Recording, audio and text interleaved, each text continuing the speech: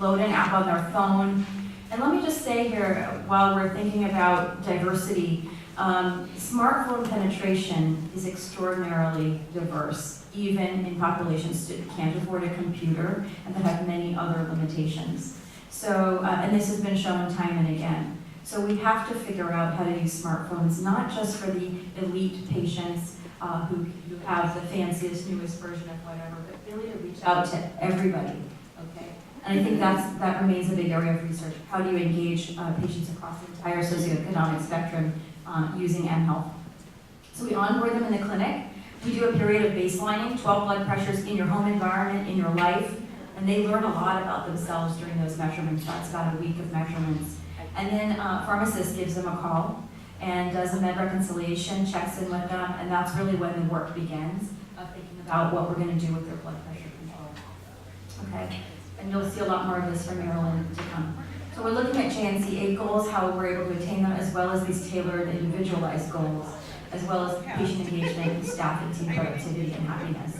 And so far in preliminary data, and this is a very biased sample, this is not a randomized trial yet, we're preparing for next phase, which will be a randomized trial, but patients who've been on the app for more than 60 days are 82% controlled. So I have mixed feelings about this. This is a very biased sample of very engaged patients. A lot of them are engineers. We even have a pharmacist who's actually in our trial. So it's not really reflective of the general population. But I think you have to start somewhere, and we're going to learn from this and try to make a very generalizable trial. And also, these patients were patients who we were seeing in our clinic before, and I think we basically offloaded them and insourced their care to be asynchronous from doctor's visits and freed ourselves up to take care of patients who need more TLC in-house. Were all of the patients out of control before they started? That's correct, yeah. So these are all patients who are above their JNCA goal, and 82% were within goal within 60 days, which is a little bit better than what we were doing, just generally speaking, in our general clinic, which was about 65%. So there's a lot of data. That's the problem with this stuff. There is so much data. It's getting overwhelming. You can see this is a typical, this is a patient who we enrolled, up, down, morning, evening, they're all over the place. Some days are really bad, other days are dangerously low. Then he kind of gets to a steady state. We have patients who take their blood pressure, and then they wait 5 minutes and take it again, and they do everything properly, and the numbers are widely discrepant, like 20 points different. What do we do with this? These are new phenotypes, these are new buckets of phenotypes that we are seeing when we get all this data. And someone had mentioned evidence-based medicine. I don't think we have the evidence yet to know what all of this means, but I don't think we can run from it. We have to embrace it and try to understand it, and I think this is really where we hope to do some more research and sort of understanding these phenotypes better and looking at outcomes. There's multiple different types of phenotypes when you get that kind of data. So I'm nearing the end, because I want to save a lot of time for Marilyn, but I want to talk about what we've done with this. So to prepare for Sprint, to prepare for the healthcare changes that have already come, we have hired a pharmacist in our clinic who will be starting in a month. She's going to focus on hypertension. We actually had an open job description for a nurse practitioner that was open for about a year, and the job description was to do part-time care, focusing on chronic disease management and asynchronous care, and help develop panels and things with our PMR. Nobody applied for that job. And it really shocked me to me. I thought it sounded really innovative and cool, really like an interesting job. But I found out a lot of cardiology nurse practitioners who want to work at UCSF want to do the full spectrum of care. They want to see patients in clinic. They want to take care of all different kinds of patients. So we really started to think creatively. And then when I met Marilyn, this like little light bulb went off and said, wow, there's people out there who really get this stuff, who actually want to lean into it and understand it better, and that maybe we can find a pharmacist to do this work, and that's exactly where we've headed. So we were hoping that this person will work not only in creating workflows in Epic for all of this, but also really help us build our innovation lab so we can try things out on our patients and disseminate our knowledge academically. So app-based solutions, I think we have to have a full menu for our patients. This is not going to work for everybody. We need to have texting, lower tech. We need to have plain old phone calls. We need to do what Kaiser does, which is have patients come in and have a medical assistant engage and take their blood pressure and do management that way. My chart management, which is our online patient portal. So really a full menu, a holistic menu that you can figure out what fits your patient best at the buffet table. Okay, this is my last major slide, but I want to not gloss over the huge challenges that lie ahead in doing this kind of asynchronous mobile management. Too much data, metadata, microdata, all these little trends, big trends. What do we follow? I think that needs a lot of study. What do we do about all this masked hypertension and white coat hypertension? There's papers that have come out saying that they're not as benign as we used to think, but we're going to see more of it as we start measuring patients more in their home environments. How do we realistically do these N-of-1 trials and make that actionable? How do we achieve the sprint goals or any kind of intensive goal, whatever that might be? And what are there surrogate markers for end organ damage? We're not going to see patients with acute myocardial infarction and dilated cardiomyopathy. By that time, it's too late. So are there any other kind of surrogate markers we can use other than blood pressure to know what to make of all those different phenotypic buckets? How do we not hurt our patients with the static symptoms, syncope? How do we make this sustainable for practices? There's really no billing model presently for it. There is chronic care management codes that are very challenging to bill for. And I'd love to hear if people are already doing that. So what's the revenue model?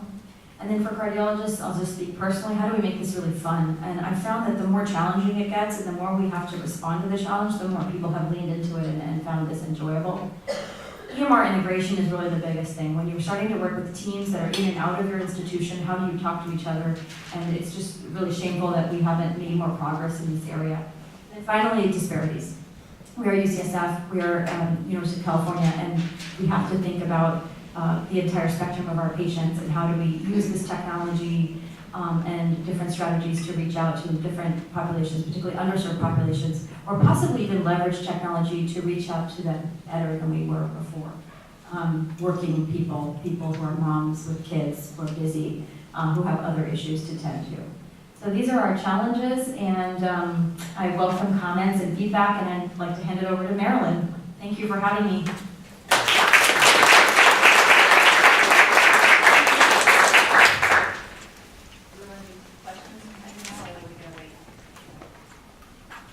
you want to show your dashboard? I have a few questions. So I understand your desire to disseminate this in an academic way after you develop it. How are you going to disseminate it to your own primary care physician? Because it seems like that's a real important thing to do. And then the other is we've heard several talks about hiding in plain sight. That is, there's a significant number of hypertensives that don't have the diagnoses, but yet have blood pressure measurements that clearly indicate that they have hypertension. How are you going to find those within your system and address those? Great questions, thanks so much. So the first question is, how do we disseminate this internally and share with our primary care colleagues? So we've actually created a hypertension working group at UCSF, which has family medicine and primary care, and actually has all three sites represented. So UCSF is both our UCSF Health, as well as San Francisco General Hospital, which is a county hospital, and hospital, and the VA. And so we're all getting together. We have a shared box account, so we all dump in all of our patient education tools all into one place, our algorithms, and we have a meeting every month to talk about this. We have part of this working group is also to work with the electronic medical record. So there's somebody in that group who's really engaged with our EMR. So I think getting to your second question, how do we find some of these hiding hypertensives? There's EMR solutions for that.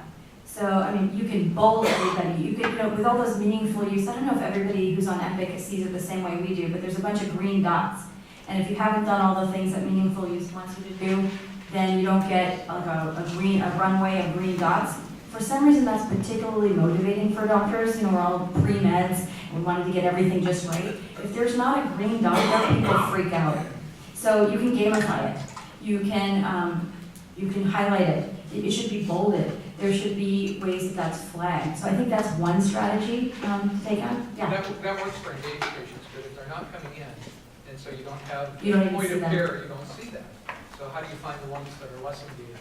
I think that's a great question. I think we need to figure that out. I mean, one way is with the platform that we're using. If they disengage, it pings you, and then it'll ping the doctor.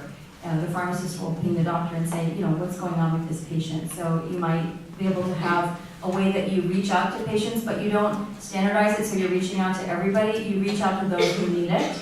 So I think that's where maybe technology can help us a little bit.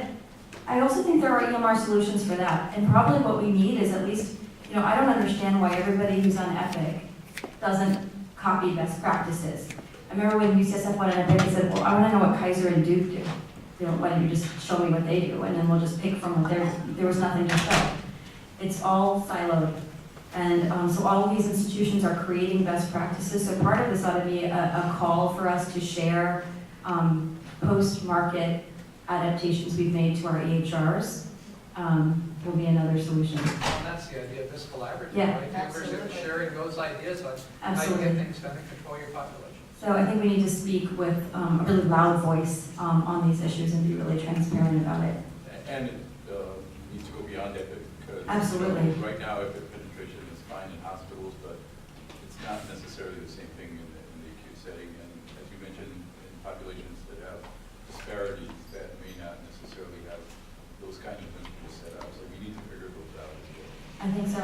I'm just honored to be part of this group, and I hope we can work together and start really creating, EHR roadmaps. So it could be defined for each individual EHR, but what's a roadmap for a practice that wants to do hypertension? What are the 10 best things that you need to do so here, what's your preference list look like? Put all your combo drugs at the top.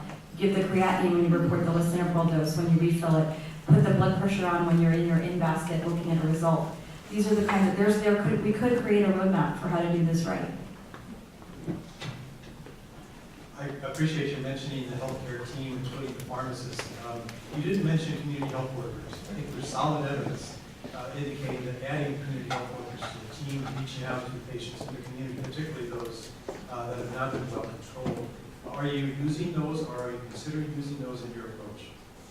That's a great question. No, we haven't really had much exposure to community health workers at UCSF Health. I know that San Francisco General, a county hospital, has used community health workers, but no, I'd love to learn more about it. I think we should. We should be really open to looking at whatever works and whatever's right for each patient population.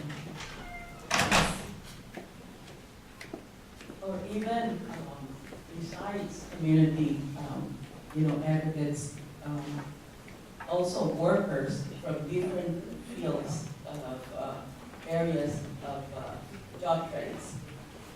Like one that we work with is farm workers. Really hard when we're talking about how to get them there, how to, that farm workers, it's really hard for them to go to, they get fired if they miss work, even to go to the doctor. Absolutely. And I think that we have to, use mobile health to reach out to people, not to limit it to an elite group of tech workers, for example. And what we've also learned is people who don't even speak English, we've been able to reach out to using digital help because they often have children or relatives who can communicate for them. So prior to really engaging with patients in our EHR or electronically, there was no communication between visits. Now it's pretty common that someone's daughter or son or niece or nephew can communicate as a surrogate.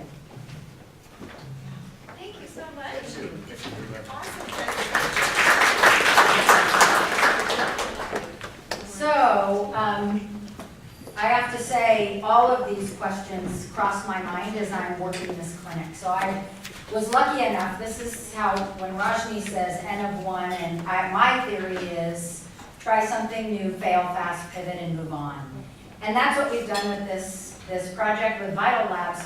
Basically in December, I met with Rajni, I met with Vital Labs, and they said, well, we'd like a pharmacist.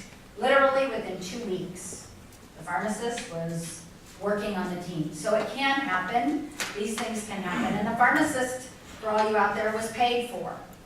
It wasn't given away for free, so the value was there. So what I'd like to do now is really kind of walk you through what I do in this program as a pharmacist and how I interface both with patients, providers, and my coaches that are on my team virtually. And I have to say I've done a lot of telephonic work with patients and a lot of in-person work with patients. And It is remarkable how engaged these patients are, who I have never seen. And sometimes when I ask them when they're on campus, can we just meet so we can see each other? And they're always like, oh, you don't look like your picture. I'm like, of course I don't. I make sure of it. So what I want to walk you through now is the platform. And the platform for what we're doing, again, is just simply a platform. This isn't a sales pitch. This is just how are we going to care for the masses in hypertension. This is one solution. So this is, what I'm going to show you is both a provider desktop that I use, as well as the patient's mobile app. So when we started this process, we had to onboard people. So we have a team that is embedded in the cardiology office, that when the physician decides that this patient is a good candidate for the study, they're onboarded. They're given a cuff. Everything is explained to them. They're taught how to do their home blood pressure, and this is done. And what we found is we were missing a lot of people, because you have one person onboarding patients in a clinic, and you have multiple providers seeing patients all day long, and we missed some really important opportunities. So we started remote onboarding. So we thought, will it work? Can we remotely onboard these people after they've left the clinic, they're at home? Can we get them to get the app on their telephone? Can we do all of this remotely? And the answer is yes. The majority of our onboarding now is actually remote. So you can see here what our population demographics look like. Again, we do have some diversity, not nearly as much as we would like. We don't represent our own city when we look at it. But one thing I will tell you, those people who tell me elderly patients won't use technology are so wrong. I have to say that my most engaged patients with technology are in their 80s. My least engaged are in their 40s. And when I look at it, I had a gentleman tell me on Friday, he said, Marilyn, I know you can send me messages through the app, but can you just text me? And I said, well, why? He said, because I'm not in my app all the time. I said, that's really interesting. He said, well, you know where I learned this? My granddaughters. He said, I sent them an email, I get a response in 3 months. I sent them a text message, and I get a response in 30 seconds. And I said, oh, so you've joined our generation of immediate gratification. And he said, but that's the way it is. So Rajni's right. We have people out there that want low tech. They want just texting, messaging, and we have people that want the full-on app. So let me show you what this looks like. This is what I look at. I was on it this morning because I had a patient this weekend pinging me all weekend who wasn't mine. I was on call for someone else who had just started medication, and literally her blood pressure on 2.5 milligrams of lisinopril went to 90/40, and she fell down. And she was at 150/90. And she's got it, she wants to have surgery, and she has to get her blood pressure controlled to have surgery. So she started pinging. And the good news is, I'm sort of obsessive and I check my email all the time, and I got a ping in my email saying a patient has pinged you. So I looked at her message and I'm like, oh, we have a big problem. I never even had to get on the phone with her. I went into the dashboard, this isn't her, found her measurement, saw she plummeted, told her to stop immediately, don't take your nighttime medicine, let's see what happens, we don't want you falling, and I have a phone call scheduled with her at 4:30 this afternoon. So that's what the sort of the power of this. So if you look, this is a very busy dashboard, but on your home page, or actually this isn't your home page, this is your patient page, you have what you're treating, you have the meds they're trialing, you have their contact information, you have this overview screen that if you scroll down starts with their systolic, then their diastolic and their heart rate. It's graphically represented in that you can you can ping 1 week, 2 weeks, 1 month, 3 months, or you can pick dates and get all of your averages of what's going on. So you can really slice and dice the data very well. I'll show you another piece of this that I find incredibly important. It's really important to know how people feel about their therapy. Not how they feel about this type of visit, but how do they engage what we're doing to them and what we're asking them to do to themselves. And so this platform shoves out surveys to them. So we can ask them satisfaction with their treatment, we can ask them satisfaction with their providers, we can ask them adherence. When I see blood pressures go up, I send out a tracker. The tracker then sends them a survey using the risky scale for hypertension, looking at their med adherence. So there's just a huge amount of data in here. So as we move forward, so if we look at it, I can basically dissect this, but I can even get down further because I don't know about you, but looking at a bunch of dots doesn't always help. And one of the beauties of being in this project is we're building the airplane as we fly it. So many of the things, I have people that sit behind me and watch me do my work, and they're developers because they want to know how this helps me. And I tell them, this isn't working. I can't, this makes no sense. You can't see it here, but I need shading when they're under control. I need it to be shaded so the dots that are under the shading mean that I don't have to worry about them. And that's the beauty of this is we can do all of those things.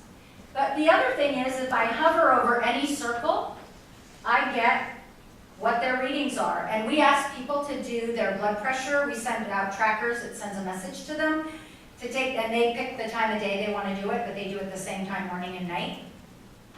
It sends them out a tracker, then they are asked to do a blood pressure, they are asked to wait their 5 minutes, feet flat on the ground, they're instructed exactly how to do it, take a blood pressure 1 minute later, so every reading has a double reading. And so you'll see that each circle actually represents 2 readings 1 minute apart.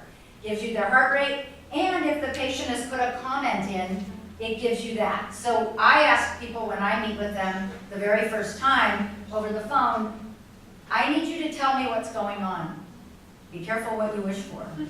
I get a lot of comments, and I also get a lot of OCD. Some of these things, I have people taking their blood pressure 25 times a day. And I'm like, okay, you can stop now. You're not being paid. Oh, but it's so fascinating. So, I mean, it's some of the people, and then they're like, but it went up right now. And I'm like, stop it. Stop it. I don't know how to interpret it either. So, Raj is exactly right. When I look at these blood pressures, and I think I can show you, look at the variability. The fact that we treat patients based off of a couple of in-office readings horrifies me. I mean, I just think this is amazing because people's blood pressure varies throughout the day. I have one guy always up. I look at it and he cracks me up. Road rage, and I'm like, stop taking your blood pressure while you're driving. And he really does do that. So, you know, people have varying degrees of engagement with this, but it is really interesting because what do you do with these people that have a high blood pressure in the morning and a normal blood pressure in the afternoon? And what if every single visit they go to the doctor is in the afternoon? And we think that they're perfectly well controlled when in fact their average is terrible. And we see it all the time. Not just white coat, but mass hypertension. So I think when we use these, we have to be careful again, because then we have to interpret it. So the other thing we can do is, if you look on here where the arrow is, it says table. You can look at all of your blood pressures by year, 3 months, month, week, graphically, which everybody is a different type of learner, so some people like to look at things this way, so that's helpful. When I hit my home screen, so my home screen is where is my default. It tells me my priorities, what I've got going. I've got somebody who's ready. They've had their 12 onboarding blood pressures. It's time for me to give them a call. I also have people who are reporting things that I have a coach that peruses the dashboard and finds interesting comments from patients, and if there's things that are important. So again, using your workforce wisely. I can't look at all 70 of my patients every day and see what comments they're making. So the coaches do that, and then they forward things to me that look intriguing. I can then reach out to patients as well, ask them questions. So, you know, how are you feeling? Well, so they can respond within the app. The other thing that you can see here is I have a list of calls. one of the things that really annoyed me was I was having to do double work. So they would, the coaches would set up the appointment with me, then I'd have to go in my Outlook calendar.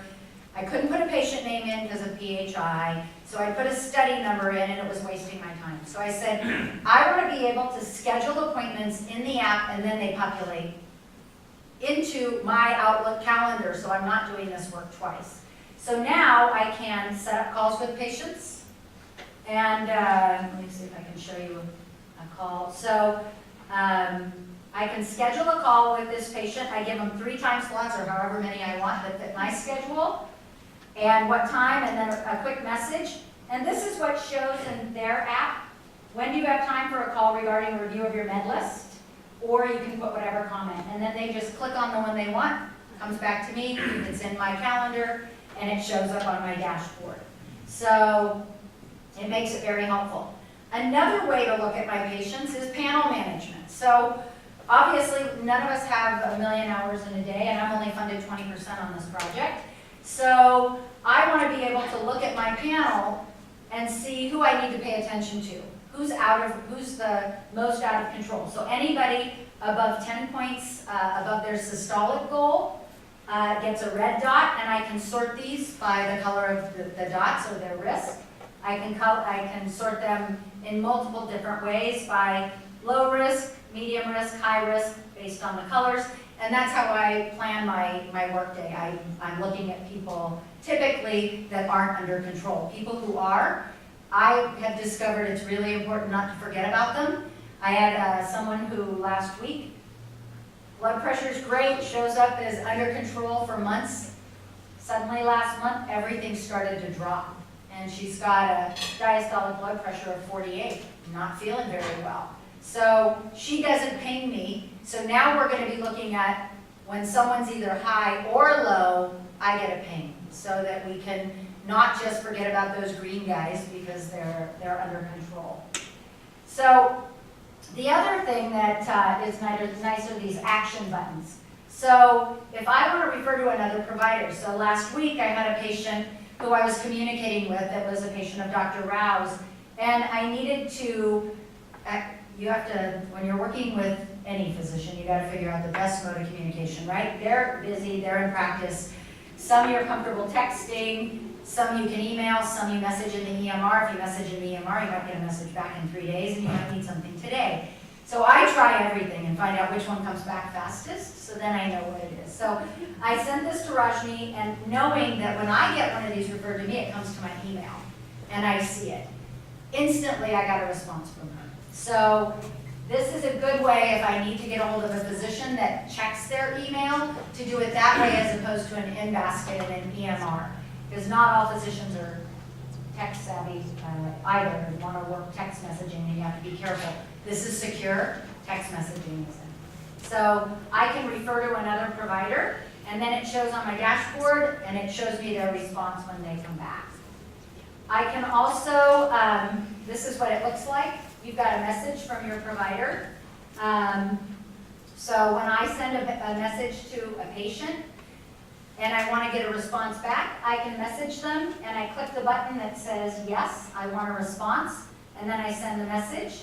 Then they get a message to respond to me, or I can just do a motivational prompt and say, great job, everything's wonderful, keep up the good work, looks like the diet is really working for you, and I don't need a response for that. If I want to schedule a call, we talked about that, I can schedule it, and then the patient, and then your picture shows up, that's who it is that's scheduling the call with them. But this is, to me, the most important piece of this, and this is the patient-facing piece. This is really critical. We talked about know your number. So when the patient looks at their app, they have a plan. So what's the goals for care plan? We give them their most aggressive goals, so that's always the cardiologist's goal as opposed to JNC8. So we basically, it shows them the average of their last 12 measurements, and it shows their goal blood pressure set by their provider. So this is something that you can always have them refer to, so they know where they are. They can also look at it graphically and see where this is. And that's what I tell people to do when they're obsessed about taking their blood pressure and they've got a million readings. I'm like, go look at all those dots. That's what I'm looking at, and it's really hard for me to interpret this, so let's just do it